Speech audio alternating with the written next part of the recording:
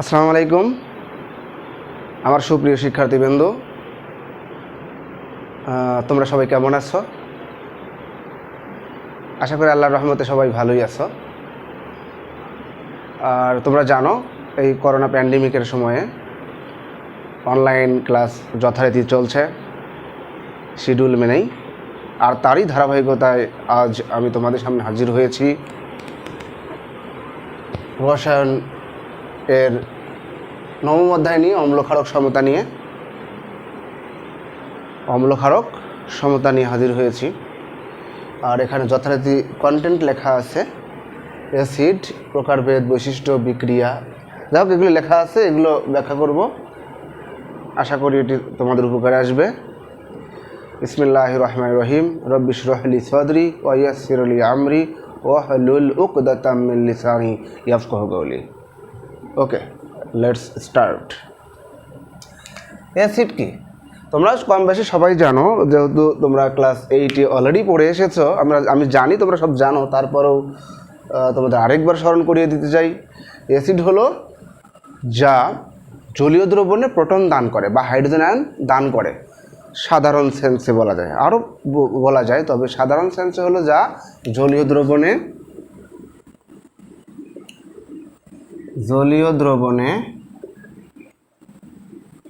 Proton দান করে, যা জলীয় দ্রবণে প্রোটন দান করে। আমরা যদি সালফিউরিক অ্যাসিডের কথাই বলি, দেখো,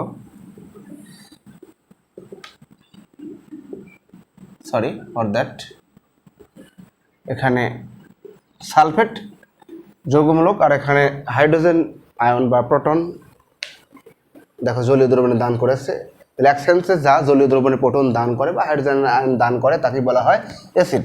আরেক সেন্সে হচ্ছে যারা ক্ষারের সাথে বিক্রিয়া করে বা ক্ষারকের সাথে, ইন জেনারেল ক্ষারক কথাটাই বলা বেটার বলে আমি মনে করি, যে যারা ক্ষারকের সাথে বিক্রিয়া করে লবণ ও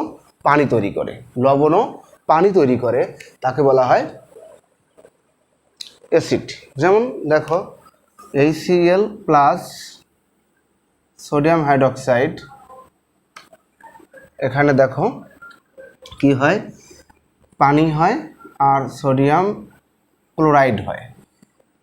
এই যে পানি হলো, এই বিক্রিয়া প্লাস -57.34 কিলোজুল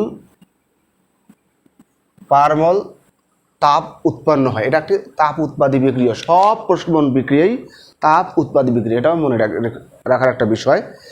আর এই পানির অণুটা তৈরি করতে যে তাপ তৈরি হয়েছে এটা হলো প্রশমন তাপ। কি তাপ? প্রশমন তাপ। আশা করি তোমরা এটা মনে রাখবে। এখন অ্যাসিডের প্রকারভেদ, আসলে এটা একটা বিস্তৃত একটা জিনিস অ্যাসিড। তো আমরা সংক্ষেপে বলি যে অ্যাসিডটা মূলত দুই রকম, একটা জৈব অ্যাসিড বা ফ্যাটি অ্যাসিড, আর একটা হচ্ছে অজৈব অ্যাসিড বা খনিজ অ্যাসিড। অজৈব বা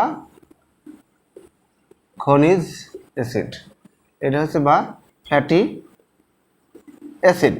ওকে, তারপরে দেখো জৈব অ্যাসিড অজৈব অ্যাসিডের এটা একটা সাধারণ বৈশিষ্ট্য হলো উভয়ই জলীয় দ্রবণে হাইড্রোজেন আয়ন বা তথা প্রোটন দান করে থাকে। আমরা একটু আগে দেখেছি। তো এইগুলো স্পেশালি চেনার উপায় হলো এখানে কার্যকারী মূলক হিসেবে COOH বিদ্যমান। আর এখানে এরা সাধারণত, যেহেতু আমরা বলছি অজৈব, এখানে দেখবে nitrogen, oxygen, sulphur, phosphorus, hydrogen, এটা তো ম্যান্ডেটরি থাকবেই, যেহেতু প্রোটন দান করে, প্রোটন থাকে, এগুলো থাকে। এখন তাহলে আমরা দেখি কয়েকটি জৈব অ্যাসিড বা অজৈব অ্যাসিড আমরা দেখি। জৈব অ্যাসিড যেটা দেখবা এটা দুর্বল, এটা কি আমরা খাই, যেমন ইথানোয়িক অ্যাসিড, যেমন বা অ্যাসিটিক অ্যাসিড, এটা ভিনেগার হিসাবে আমরা খাই, বিভিন্ন ফলমূলেও থাকে। ফলমূলে যেমন অক্সালিক অ্যাসিড থাকে, দেখো অক্সালিক অ্যাসিড। তারপরে দেখো সাইট্রিক অ্যাসিড আছে, ল্যাকটিক অ্যাসিড আছে, যেটা দুধে থাকে, সাইট্রিক অ্যাসিড লেবুতে থাকে। এগুলো সব হচ্ছে তোমার জৈব অ্যাসিড। আর অজৈব অ্যাসিড কোনগুলো? অজৈব অ্যাসিড একটু শক্তিশালী হয়। অজৈব অ্যাসিডগুলো দেখো, এখানে জৈব দেখলাম, acetic acid, oxalic acid, oxalic acid, এছাড়া দেখো আছে ল্যাকটিক অ্যাসিড আছে, আরও অনেক আছে, যেখানে COOH থাকবে। আর এখানে দেখো HCl আছে, সালফিউরিক অ্যাসিড আছে, এখানে নাইট্রিক অ্যাসিড আছে, এখানে পারক্লোরিক অ্যাসিড আছে,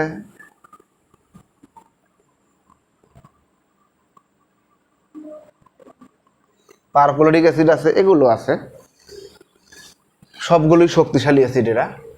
আরেকটা আছে, একটা অজৈব অ্যাসিড খাওয়া যায়। আসলে অজৈব অ্যাসিড খাওয়া যায় না, এটা ইন জেনারেল কথাবার্তা, সাদামাটা কথাবার্তা, খাওয়া যায় না। কিন্তু ব্যাপার হলো একটা অজৈব অ্যাসিড খাওয়া যায়, সেটা হলো তোমার কার্বনিক অ্যাসিড। কার্বন ডাইঅক্সাইড আর পানি বিক্রিয়া করে তৈরি হয় কার্বনিক অ্যাসিড, এটা খাওয়া যায়। এটা তোমরা কোমল পানীয় স্ন্যাক্সের সাথে এটা খেয়ে থাকো। ওকে, আশা করি তোমরা এটা বুঝতে পেরেছ। আচ্ছা, এরপরে দেখো প্রোটনের এ গেল হচ্ছে তোমার শক্তিমত্তার উপর ভিত্তি করে দুই রকম, একটা হলো জৈব অ্যাসিড, একটা অজৈব অ্যাসিড। আবার শক্তিশালী অ্যাসিড আর হলো মৃদু অ্যাসিড। শক্তিশালী অ্যাসিড যাদের প্রোটন সংখ্যা বেশি থাকে, যাদের প্রোটন সংখ্যা বেশি থাকে এবং এরা অতি সহজেই জলীয় দ্রবণে কি হয়ে যায়, বিয়োজিত হয়ে যায়। যেমন সালফিউরিক অ্যাসিড দেখো, এরা অতি সহজেই জলীয় দ্রবণে কি হয়ে যাবে, বিয়োজিত হয়ে যাবে। আর এইটা দেখো অ্যাসিটিক অ্যাসিড, এ অতি সহজে জলীয় দ্রবণে বিয়োজিত হতে চায় না, কম বিয়োজিত হয়। তাহলে এটা হলো মৃদু অ্যাসিড। কি অ্যাসিড? মৃদু অ্যাসিড। আর এটা কি? শক্তিশালী অ্যাসিড। সালফিউরিক অ্যাসিড শক্তিশালী অ্যাসিড, এটা মৃদু অ্যাসিড। আবার পানির উপস্থিতির উপর ভিত্তি করে অ্যাসিড দুই রকম। পানির উপস্থিতির উপর ভিত্তি করে, কার উপরে? পানির উপস্থিতির উপর ভিত্তি করে অ্যাসিডের প্রকারভেদ হচ্ছে গাঢ় অ্যাসিড আর লঘু অ্যাসিড। গাঢ় অ্যাসিড আর কি? লঘু অ্যাসিড। গাঢ় অ্যাসিড হলো যেখানে তোমার পানির পরিমাণ কম অ্যাসিডের পরিমাণ বেশি, সেটা গাঢ় অ্যাসিড। আর লঘু অ্যাসিড যেখানে অ্যাসিডের পরিমাণ কম কিন্তু পানির পরিমাণটা বেশি। লঘু হচ্ছে তাহলে কি? পানির পরিমাণ বেশি লঘু অ্যাসিডে। আর গাঢ় অ্যাসিডে কি? এখানে অ্যাসিডের পরিমাণ বেশি, পানির পরিমাণ কম। তবে আমরা ইন জেনারেল যেটা বুঝি সেটা বলে থাকি সবসময়, অ্যাসিড যেটা করি এটা লঘু অ্যাসিডকেই বুঝি আমরা। কারণ গাঢ় অ্যাসিড সাধারণত ল্যাবে বিশেষ কাজে ব্যবহৃত হয়। যেমন আমরা যেটা করেছি, ল্যাবে কাজ করেছি তখন আমরা গাঢ় অ্যাসিড ব্যবহার করেছি। আর এটা একটু বিপজ্জনক, কারণ এই ছেলে কথাই ধরো, যখন আমরা এটা ব্যবহার করতাম তখন বের করার সঙ্গে সঙ্গে সেখানে ধোঁয়া বের হতো, সাদা মানে কুয়াশার মতো ধোঁয়া বের হতো, একটু ঝাঁঝালো টাইপের আর কি।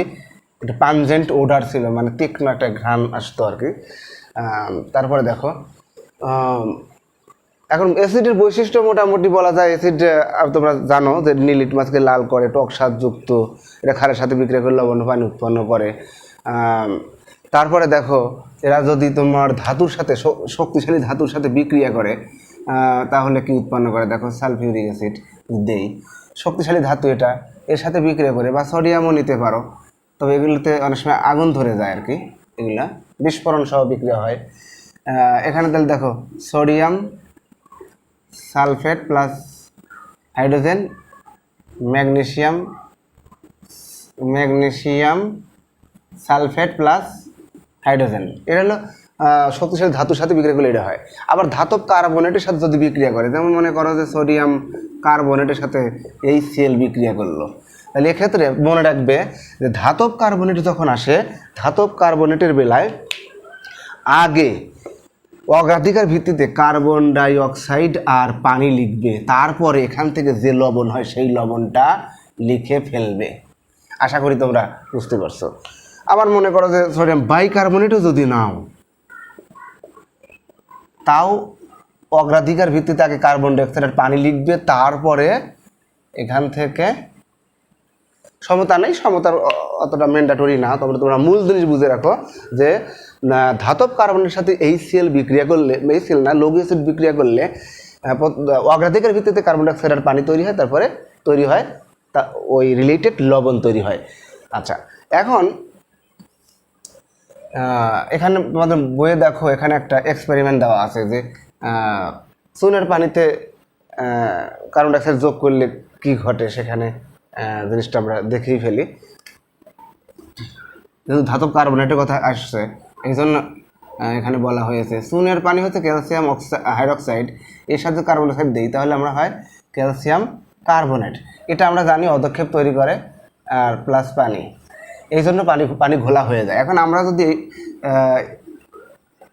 ক্যালসিয়াম কার্বনেটের জলীয় দ্রবণে আমরা যদি আরও কার্বন ডাইঅক্সাইড যোগ করি, তাহলে এবার হবে ক্যালসিয়াম বাইকার্বনেট। ক্যালসিয়াম বাইকার্বনেট এটা আবার পানিতে দ্রবণীয় এবং এই জন্য পানি স্বচ্ছ হয়ে যায়, ট্রান্সপারেন্ট বা লিম্পিড হয়ে যায়। আচ্ছা দেখো, তাহলে একদম স্বচ্ছ হয়ে যায়। আর এই হলো বিক্রিয়া।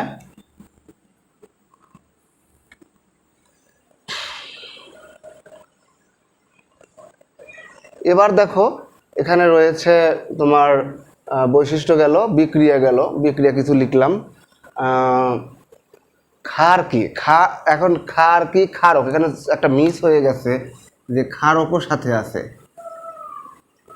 ক্ষারক মানে ক্ষার বা ক্ষারক বলি, সব ক্ষারই ক্ষারক, কিন্তু সকল ক্ষারক ক্ষার নয়। আমরা সংজ্ঞাগুলো দেখি, প্রথমে ক্ষারকের সংজ্ঞা দিই। ক্ষারকের সংজ্ঞাটা দেখো, এদিকে নাও ক্ষার, ধাতু বা ধাতুর ন্যায় ক্রিয়াশীল, ধাতু বা ধাতুর ন্যায়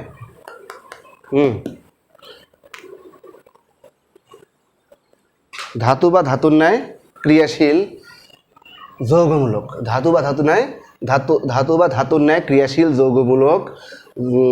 যৌগমূলকের অক্সাইড ও হাইড্রোক্সাইড যুক্ত যৌগকে, অক্সাইড ও হাইড্রোক্সাইড যুক্ত যৌগকে বলা হয় কি ক্ষারক। কি যুক্ত, তাইলে ধাতু বা ধাতু ন্যায় ক্রিয়াশীল যৌগমূলকের সাথে কি থাকবে, অক্সাইড এবং হাইড্রোক্সাইড যুক্ত যৌগ, সেটাই কি ক্ষারক। যেমন দেখো ক্যালসিয়াম অক্সাইড, ক্যালসিয়াম হাইড্রোক্সাইড, মনে করো magnesium oxide, magnesium hydroxide, sodium oxide, sodium oxide, sodium hydroxide, এগুলো সবগুলো ক্ষারক, এগুলো সবগুলো কি ক্ষারক। আর ক্ষার কি, ক্ষারের ক্ষার হওয়ার শর্ত হলো দুটো, একটা হলো অবশ্যই ধাতু বা ধাতুটা ক্রিয়াশীল যৌগমূলকের হাইড্রোক্সিল যুক্ত যৌগকে বলা হয় ক্ষার। তাহলে এখানে শুধু হাইড্রোক্সিল মূলক থাকবে, হাইড্রোক্সিল মূলক থাকবে। দুই নাম্বার শর্ত হলো এখানে কি থাকবে, তোমার এটা পানিতে দ্রবীভূত হবে, পানিতে ডিজলভ হবে, বুঝছো, দ্রবীভূত হবে। আর এরা পানিতে কখনো দ্রবীভূত হবে কখনো হবে না। যেমন দেখো আমরা বলছি কি ওয়েজ থাকলেই, তাহলে আমরা পিক করতে পারি, এগুলো পিক করতে পারি। দেখো এখানে ক্যালসিয়াম হাইড্রোক্সাইড লেখা যায়, এখানে তোমার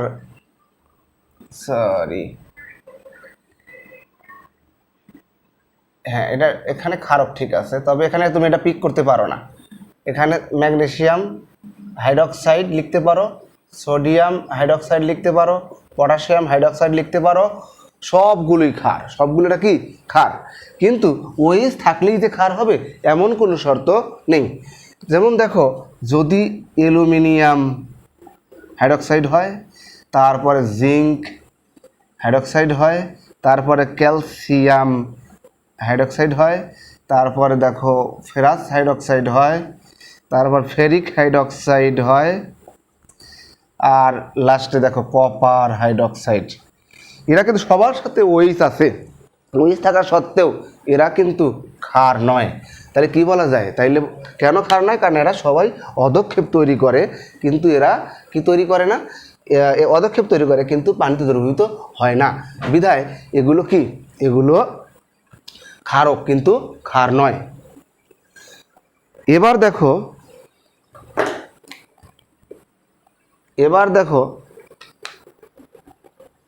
তাহলে ক্ষারক তাহলে তোমরা চিনতে পেরেছো, বুঝতে পারছি। আর এই জন্য বলা হয় সকল খারি ক্ষারক, কিন্তু সকল ক্ষারক ক্ষার নয়। কালিপুরে ক্ষারক ক্ষার নয়, কিন্তু এগুলো সবই কিন্তু ক্ষারের মধ্যে আছে। এবার দেখো, এবার প্রকারভেদ। আসলে প্রকারভেদ কি বলবো, ক্ষার এখানে আমরা যদি ক্ষারের প্রকারভেদ দেখি, একটা হচ্ছে লঘু ক্ষার, একটা হচ্ছে তোমার গাঢ় ক্ষার আর কি। তো লঘু ক্ষারের সাথে আমরা কিছু বিক্রিয়া দেখব। দেখো ওই যে অধক্ষেপগুলো তৈরি হয়েছিল, এত এর অধক্ষেপ, এখন যদি তোমার অ্যালুমিনিয়াম ক্লোরাইড নাও আর লঘু ক্ষার নাও, লঘু ক্ষার নিলে, অথবা তুমি এখানে অ্যালুমিনিয়াম নাইট্রেটও নিতে পারো, অ্যালুমিনিয়াম নাইট্রেটও নিতে পারো সাথে লঘু ক্ষার। দেখো কি হয়, এখানে হয় অ্যালুমিনিয়াম হাইড্রক্সাইড। এটা দেখো এইদিকে অ্যারো মানে হলো অধক্ষেপ বা পিপিটি বা প্রেসিপিটেশন যাকে বলে, অধক্ষেপ, অধক্ষিপ্ত হয়েছে এটা। আর এখানে তোমার সোডিয়াম ক্লোরাইড। তো এবার দেখো এই দুটো বিক্রিয়া করে কি হয়, এটাও অ্যালুমিনিয়াম হাইড্রক্সাইড। তো এদের একটা কালার আছে, সেই কালারটা কি সোডিয়াম নাইট্রেট। এটা কিন্তু সাদা কালার। কি কালার? সাদা কালার। এই অধক্ষেপটা সাদা। তো এবার দেখো জিঙ্ক নাইট্রেট প্লাস লঘু ক্ষার। এখন দেখো এখানে হবে zinc hydroxide plus sodium nitrate. এখন দেখো এটাও সাদা, এই অধক্ষেপ সাদা। আবার তুমি ক্যালসিয়াম নাইট্রেট নাও, ক্যালসিয়াম নাইট্রেট নিলে ক্যালসিয়াম হাইড্রক্সাইড তৈরি হয়, এও কিন্তু সাদা, প্লাস সোডিয়াম নাইট্রেট। আর কি আছে দেখো, এখানে ফেরাস নাইট্রেট বা ফেরাস ক্লোরাইড, তোমার যা ইচ্ছে তাই দিবে, ফেরাস সালফেটও দিতে পারো, লবণ একটা ফেরাসের লবণ দিবা। ফেরাস নাইট্রেটের এখানে যদি বিক্রিয়া দেখি আমরা, তাহলে দেখব ferrous hydroxide plus sodium nitrate. এটা হলো কি কালার? এটা হচ্ছে সবুজ কালার। কি কালার? সবুজ কালার। এবার দেখো ফেরিক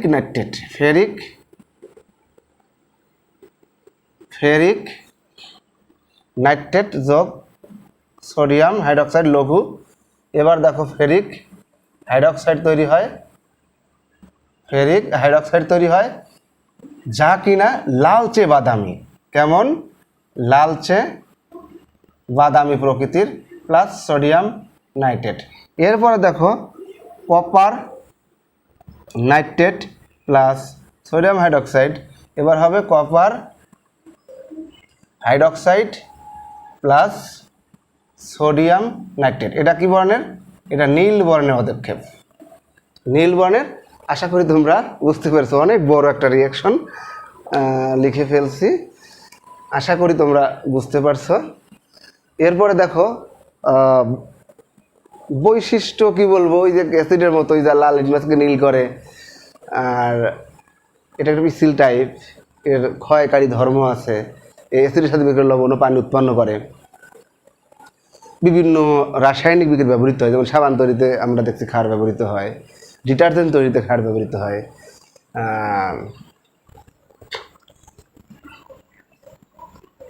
এবার দেখো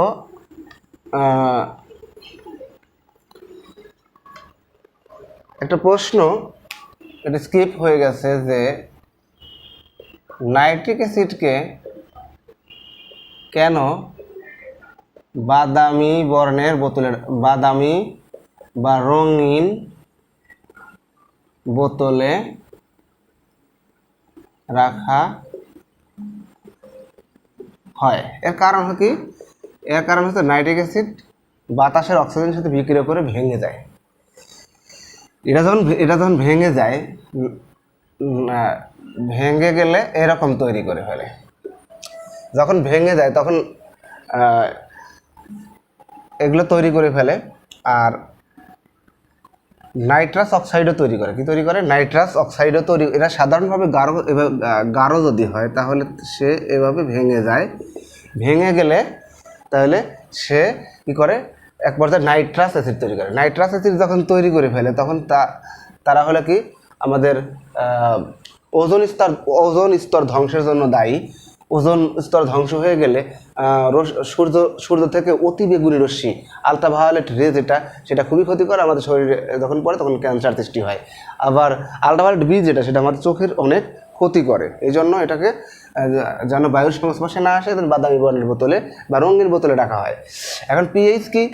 পিএইচ আসলে সংজ্ঞা দিয়ে ওরকম কিছু বোঝা যাবে না প্রথমেই, তারপরে ধীরে ধীরে ক্লিয়ার হবো আমরা। এখানে বলতেছে কি যে হাইড্রোজেন আয়নের ঘনমাত্রা ঋণাত্মক লগারিদমকে বলা হয় পিএইচ। আসলে এই যে হাইড্রোজেনের ঘনমাত্রা বলতে কি বোঝায়? ঘনমাত্রা বলতে বোঝায় 1000 লিটার দ্রবণে, বা 1000 লিটার না, 1 লিটার দ্রবণে বা 1000 মিলিলিটার দ্রবণে, 1000 মিলিলিটার দ্রবণে হাইড্রোজেন এর আয়নের মোল সংখ্যা বোঝায়। বিশুদ্ধ 1 লিটার পানিতে, 1 লিটার পানিতে এর মোল সংখ্যা হাইড্রোজেন আয়নের মোল সংখ্যা হয় 10⁻⁷। তাহলে এর পিএইচটা কেমন হবে? এর পিএইচটা দেখো লগ, এখানে থার্ড ব্র্যাকেট মানে ঘনমাত্রা বোঝায় 10⁻⁷। এটা যদি আমরা করি তাহলে এটা হবে দেখো শুধু 7।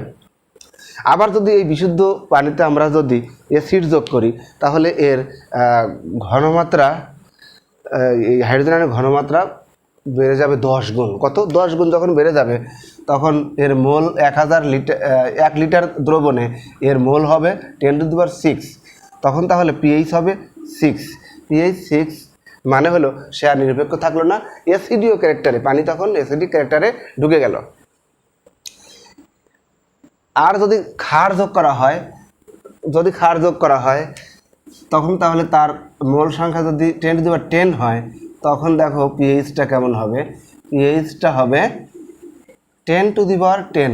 তখন অর্থাৎ এখানে 10 হবে। 10 মানে কি? সে আর অ্যাসিডীয় থাকলো না, সে তখন নিরপেক্ষ কে ক্রস করে, বর্ডারকে ক্রস করে সে তখন হয়ে গেল ক্ষারীয় প্রকৃতির। কি প্রকৃতির? ক্ষারীয় প্রকৃতির। আচ্ছা, এখন দেখো পিএইচ, তাহলে পিএইচ হচ্ছে কি? যে একটা দ্রবণে কতটুকু অ্যাসিড বা ক্ষার রয়েছে তা পরিমাপ করা হয় যে রাশি দ্বারা, যে টার্ম দ্বারা বা যা দ্বারা, সেটাই হলো পিএইচ। পিএইচের ভূমিকা আমাদের জীবনে অনস্বীকার্য। কারণ আমাদের মেয়েরা যখন বিভিন্ন কসমেটিক্স ব্যবহার করে থাকে তখন তাদের অবশ্যই পিএইচটা দেখা উচিত, যে আমি যে প্রসাধনী ব্যবহার করছি, কসমেটিক্স ব্যবহার করছি, এখানে কোনো পিএইচের কোনো হেরফের আছে কিনা। মানব শরীরের ত্বকের পিএইচ 4.8 to 5.5 সেন্সিটিভ, অর্থাৎ এর ভিতরে কাজ করে। এর বাইরে হলে ত্বকের ক্ষতি হওয়ার সম্ভাবনা বেশি থাকে। এটা হচ্ছে আমাদের ত্বকের পিএইচ। আর মূত্র যদি হয়, মূত্রর পিএইচ হলো 6.00 আমাদের মূত্র। আর রক্তর যেটা 7.35 থেকে 7.43 এর ভিতরে থাকে হলো আমাদের রক্তের পিএইচ। আর অগ্নাশয় রস যেটা, অগ্নাশয় রস যদি বলা হয় সেখানে আছে 8.00 অগ্নাশয় রস। এই তো এগুলো হচ্ছে মোটামুটি কয়েকটা জিনিসের পিএইচ দেখাইলাম আমরা। জমিতে পিএইচের ভূমিকা, আমরা জমির মাটি যদি অনেক সময় খারাপ হয়ে যায়, ঊষর হয়ে যায়, সেক্ষেত্রে দেখা যায় যে ফসল ফলে না। সেখানে পিএইচের মান বেড়ে গেলেও ফসল ফলবে না, খুব কমে গেলেও ফসল ফলবে না। এখন যদি পিএইচের মান কমে যায় তাহলে সেখানে আমরা চুন দিলে, ক্যালসিয়াম অক্সাইড দিলেই, কারণ পিএইচের মান কমে যাওয়া মানে কি তোমরা বুঝতে পারছো? পিএইচের মান কমে যাওয়া মানে হলো, দেখো যে পিএইচের মান যদি কমে যায়, আমি একটু মুছে নেই বোর্ডটা। পিএইচের মানটা যদি কমে যায়, দেখো তোমরা নিজেরাই বুঝতে পারবে যে এটা নিরপেক্ষ। এটা 7, মনে করো 1, আচ্ছা 1 2 3 4 5 6 এখানে 7 ধরি, এরা নিরপেক্ষ। এটা হলো বিশুদ্ধ পানির পিএইচ, নিরপেক্ষ। আর এই পাশে হলো তোমার অ্যাসিডিক ক্যারেক্টার, অ্যাসিডিও ধর্ম। আর এই পাশে হলো তোমার 8 9 10 11 যাই হোক, এটা হচ্ছে পুরোটা ক্ষারীয় ধর্ম।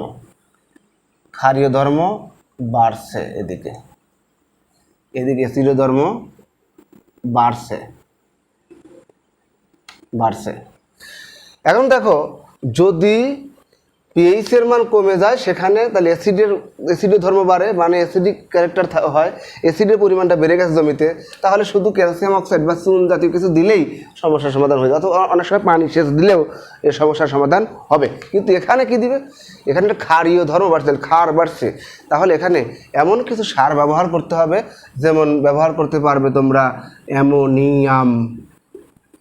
অ্যামোনিয়াম ফসফেট ব্যবহার করতে পারবে, অ্যামোনিয়াম সালফেট ব্যবহার করতে পারবে। এগুলো ব্যবহার করলে, কারণ এগুলো হচ্ছে কি, এগুলো হচ্ছে তোমার অম্লীয় প্রকৃতির।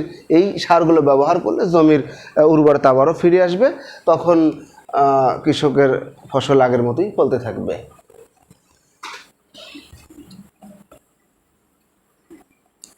প্রশমন বিক্রিয়া আগেই বলেছি, যখন অ্যাসিড ও ক্ষার বিক্রিয়া করে লবণ ও পানি উৎপন্ন করে, তখন তাকে কি বলা হয়, প্রশমন বিক্রিয়া বলা হয়। প্রশমন বিক্রিয়া আমাদের পেটেও হয়, আমাদের পেটে যখন গ্যাস্ট্রিক হয় তখন এখানে প্রশমন বিক্রিয়া হয়ে থাকে। দেখো, আমাদের পাকস্থলীতে অনবরত এই সেল ক্ষরণ হয়। এই সেল যদি বিক্রিয়া করে কার সাথে, ম্যাগনেসিয়াম হাইড্রক্সাইডের সাথে, কারণ অ্যান্টাসিড তৈরি করে ম্যাগনেসিয়াম হাইড্রক্সাইড থেকে অথবা অ্যালুমিনিয়াম হাইড্রক্সাইড থেকে। তাহলে কি হয় এখানে দেখো, ম্যাগনেসিয়াম ক্লোরাইড প্লাস পানি তৈরি হয়। আবার এটা হতে পারে অ্যালুমিনিয়াম অক্সাইড থেকে। তাহলে কি হবে, এখানে হবে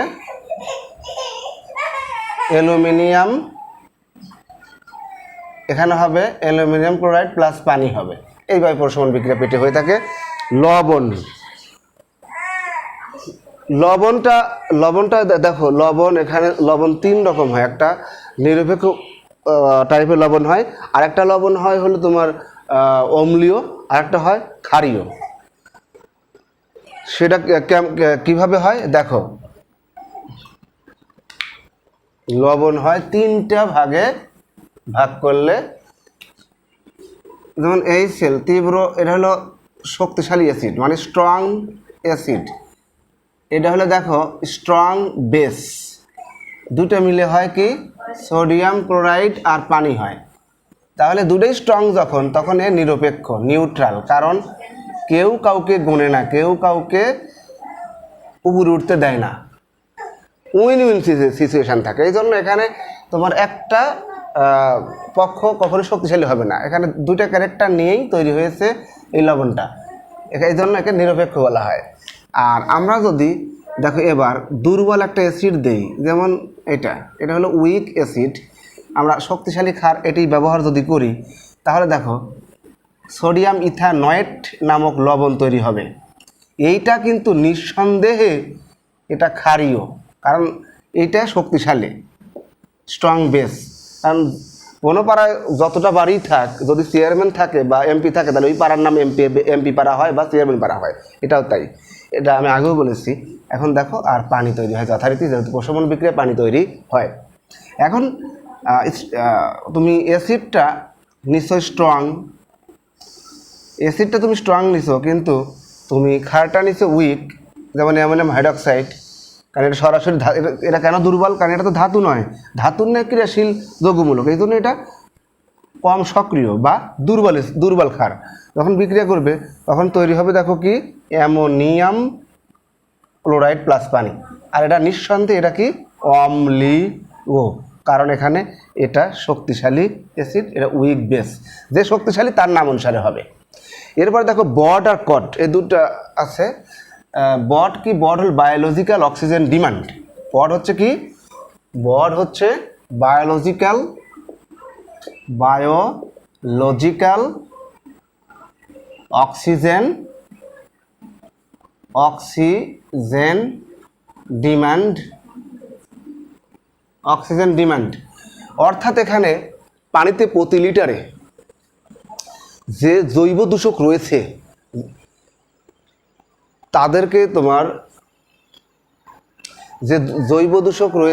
তাদেরকে তোমার ভাঙতে অণুজীবের মানে ব্যাকটেরিয়া বা অণুজীবের যে পরিমাণ অক্সিজেনের প্রয়োজন হয় তা হলো বায়োলজিক্যাল অক্সিজেন ডিমান্ড। কি বললাম? 1 লিটার পানিতে যে পরিমাণ তোমার জৈব দূষক রয়েছে তাদেরকে ভাঙতে যে পরিমাণ ব্যাকটেরিয়া বা অণুজীবের যে পরিমাণ অক্সিজেন লাগে তা হলো বড, বায়োলজিক্যাল অক্সিজেন ডিমান্ড। এটার মান যত বেশি হবে তোমার পানির মান তত খারাপ, পানি তত দূষিত হবে। আবার কড কি? কড হলো কেমিক্যাল অক্সিজেন ডিমান্ড। এর অর্থ কি? পানিতে উপস্থিত দূষক বা জৈব দূষককে রাসায়নিক পদার্থ দ্বারা ভাঙতে যে পরিমাণ অক্সিজেনের প্রয়োজন হয় তাকেই বলা হয় কি? কড, মানে কেমিক্যাল অক্সিজেন ডিমান্ড। এটা কিন্তু বডের চেয়ে শক্তিশালী, কারণ ওখানে ছিল শুধু জৈব দূষক, এখানে অজৈব দূষকও রয়েছে। অর্থাৎ কডের মান সবসময় বডের মান চেয়ে বেশি হয়, আর কড যত বেশি হবে পানির মান তত খারাপ হবে। যেমন বুড়িগঙ্গার পানি মনে করতে পারো। আজ এখানেই বন্ধুরা, এখানেই শেষ করছি। ততক্ষণ ভালো থেকো, সুস্থ থেকো, আর এরকম আরও একটা বাস্তব ভিত্তিক কোনো অধ্যায় নিয়ে তোমাদের সামনে আবারও হাজির হয়ে যাব। ততক্ষণ বি অ্যালার্ট, বি সেফ।